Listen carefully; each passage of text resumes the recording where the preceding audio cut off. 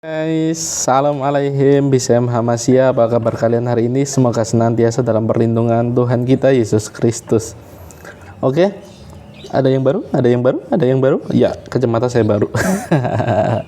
Jadi kemarin kacamata saya patah, jadi beberapa hari nggak bikin video karena masalah itu. Bukan karena nggak ada duit untuk beli, tapi karena waktunya sibuk banget karena ada pekerjaan di rumah yang memang crowded banget dan harus segera dikerjakan seperti itu. Oke. Kacamata saya baru, semangat saya juga baru, dan semangat kalian untuk mendengarkan firman Tuhan juga harus baru juga setiap harinya. Begitu ya. Hari ini dan akhir-akhir ini saya sering mendengar dari teman-teman saya ataupun keponakan saya tentang bucin atau budak cinta ya. Kita sering melihat ada seorang laki-laki atau seorang perempuan yang jatuh cinta kepada pacarnya sehingga ia rela melakukan segalanya, memberikan tenaganya, memberikan uangnya, memberikan pikirannya, atau mungkin bahkan katanya sampai belahlah dadaku, kuserahkan nyawaku hanya kepadamu. Itu katanya orang bucin. Itu adalah ungkapan-ungkapan yang menunjukkan bahwa dia benar-benar menjadi budak karena kecintaannya terhadap pasangannya. Itu tetap menjadi hal yang positif ketika kita memaknainya juga secara positif. Artinya memang untuk proses pacaran, untuk ngebucin itu perlu karena mendekatkan diri antara satu dengan yang lain, untuk membangun state, untuk building rapport supaya ada chemistry di sana. Tetapi ketika bucin itu sudah keterlaluan, itu yang sudah tidak baik. Oke, saya cukup dulu di sini untuk membahas tentang bucin kemanusiaan, tetapi saya akan membahas bucin ilahi. Bentar, mic saya miring. Oke. Jadi di dalam bucin itu jangan hanya ke pasangan, tapi ke orang tua, ke sesama, apalagi terlebih kepada Tuhan kita Yesus Kristus. Karena apa? Tuhan berkata, kasihlah Tuhan Allahmu, ya kan, dengan segenap hatimu dan segenap jiwamu, dengan segenap akal budimu, dan kasihlah sesamamu manusia seperti kamu mengasihi dirimu sendiri. Jadi cinta yang ada itu kan ada 4, ya kan? Ada kasih agape, ada eros, ada filia, dan ada satu lagi apa? Ya kalian tahu sendiri. Jadi Tuhan tidak hanya mengajarkan kasih kepada sesama juga, terlebih kepada pasangan, seperti yang digembar-gemborkan tentang bucin di akhir-akhir ini. Tetapi bucinnya ke sesama juga iya, ke Tuhan juga iya, maksud saya begitu. Tapi alangkah baiknya rasa bucin kita itu kita serahkan penuh kepada Tuhan.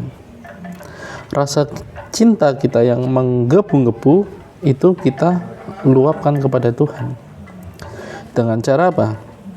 Kalau manusia berhubungan satu dengan yang lain, kalau bucin itu kan katanya nggak ketemu sebentar aja udah bingung. Kita juga harus membuat suatu state yang seperti itu, di mana setiap hari, setiap waktu kita selalu membutuhkan hadirat Tuhan.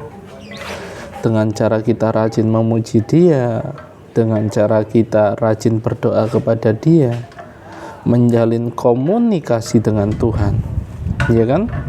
Dengan pasangan kita aja ketika kita bucin, kita terus WA, dikit-dikit foto, ya kan, lagi di mana sama siapa, supaya dia nggak cemburu. Tuhan kita juga di Alkitab ditulis dialah Allah yang cemburu. Maka dari itu terlalu bucin kepada manusia juga nggak bagus, karena kita sudah mengkultuskan orang seperti Tuhan. Itu nggak boleh. Dengan pasangan aja kita komunikasinya efektif sekali, rutin sekali. Terlebih kepada Tuhan itu malah harus lebih rutin lagi. Karena apa? Dialah pencipta kita, Dialah pemelihara kita, Dia yang memberkati kita, yang menyediakan sesuatunya bagi kita. Saya mohon maaf, Tuhan sudah mengasihi kita sedemikian rupa, memberikan segala yang terbaik yang Dia punya untuk kita, sampai merelakan nyawanya untuk disalib di atas kayu salib di Bukit Golgota untuk menebus dosa-dosa kita. Karena Tuhan tidak mau kita, umat kesayangannya, jatuh ke dalam lembah maut. Jadi kalau dengan manusia saja atau dengan pasangan saja kita rutin berkomunikasi, kepada Tuhan pun kita juga harus rutin berkomunikasi. Karena dengan kita akrab kepada Tuhan, maka jawaban dari doa-doa kita itu kita bisa dengar. Ketika kita dekat sama Tuhan, kita intens sama Tuhan, itu mata rohani kita, hati kita, telinga kita itu lebih peka untuk mendengar kata-kata Tuhan, untuk mendengar nasihat-nasihat dari Tuhan, untuk mendengarkan apa sih yang harus dikerjakan. Kan gitu kan?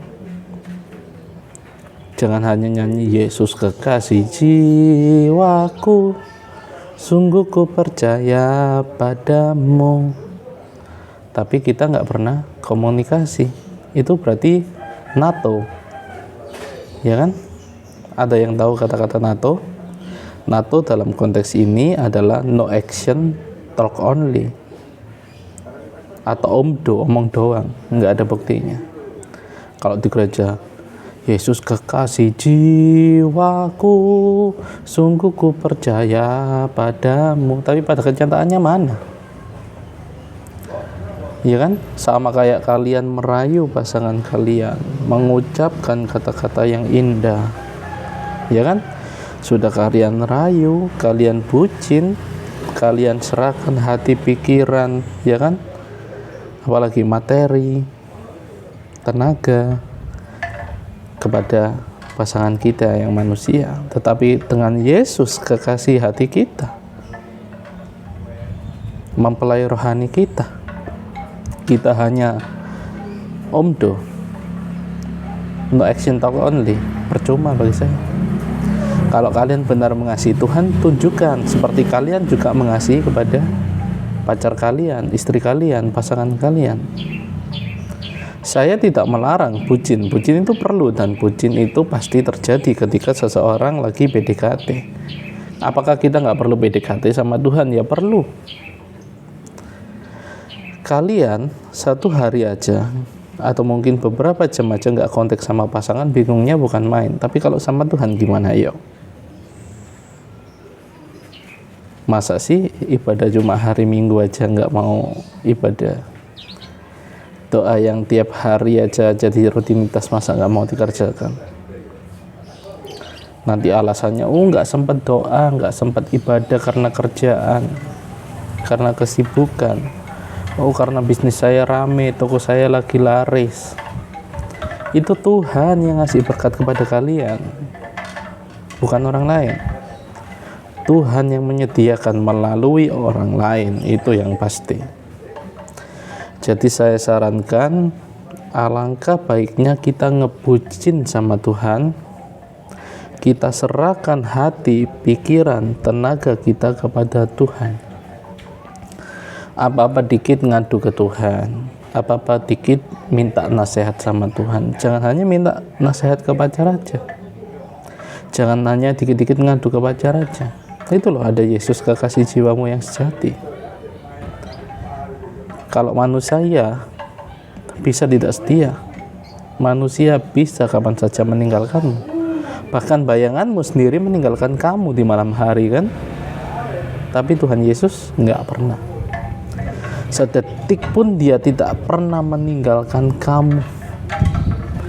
Bahkan kamu pendosa pun, bahkan kamu seorang yang sudah hina menurutmu, menurut dunia kamu sudah kotor dan cemar, tapi Tuhan masih memperhatikan kalian. Tuhan gak mau loh kita umat-umatnya benar-benar jatuh ke lubang kekelaman. Maka dari itu, supaya kita tidak gampang jatuh dalam kekelaman, supaya tidak gampang diterkam oleh iblis yang mengaung-ngaung, yang siap menerkam kita, dekatkanlah hati kita, ngebucin sama Tuhan. Oke, tunjukkanlah kasih agape, kasih yang setia kepada Tuhan, kasih Tuhan kepada kita, kita juga mengasihi Tuhan kita, Yesus Kristus. Saya yakin dan percaya ketika kita melayani dengan kasih, menunjukkan kehidupan kita yang penuh kasih, dan mengasihi Tuhan kita yang maha kasih, maka hidup kita akan penuh dengan kasih dan sukacita. Doa yang terbaik buat kalian semua. Salam sehat selalu dan jangan pernah bosan rutin ngebucin sama Tuhan. Terima kasih, saya Gideon Mai Christian. Salam alaihim bisem hamasya. Tuhan Yesus memberkati kalian semua. Amin.